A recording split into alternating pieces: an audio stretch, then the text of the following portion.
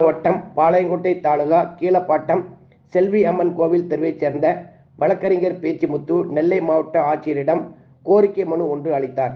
அந்த மனுவில், நான் திருநெல்வேலி மாவட்ட நீதிமன்றத்தில் வழக்கறிஞராக பணிபுரிந்து வருகிறேன்.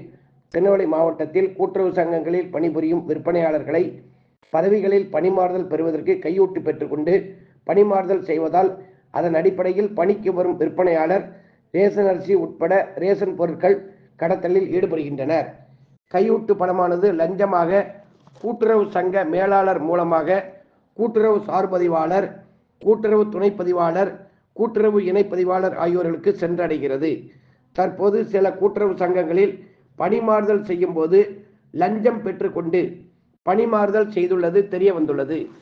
டயோசிசன் கூட்டுறவு பண்டகசாலை, நெல்லை நுகர்வோர் கூட்டுறவு பண்டகசாலை ஆகியவற்றில் முறைகேடாக பணம் கொடுத்து பணிமாறுதல் பெற்றவர்களின் பணிமாறுதல்களை தற்காலிகமாக நிறுத்தி வைத்து விற்பனையாளர்களிடம் கலந்தாய்வு செய்து பணிமாறுதல் செய்ய வேண்டும். எனவே தாங்கள் எனது மனுவினை ஏற்று கூட்டுறவுத்துறையில் லஞ்சம் லாவணியம் பெற்றுக்கொண்டு பணிமாறுதல் செய்யும் மற்றும் ரேஷன் பொருட்கள் கடத்தலுக்கு துணையாக இருக்கும் அதிகாரிகள் மீது சட்டப்படியான துறை ரீதியிலான நடவடிக்கை எடுக்கும்படி கேட்டுக்கொள்கிறேன் என அந்த மனுவில் தெரிவிக்கப்பட்டிருந்தது.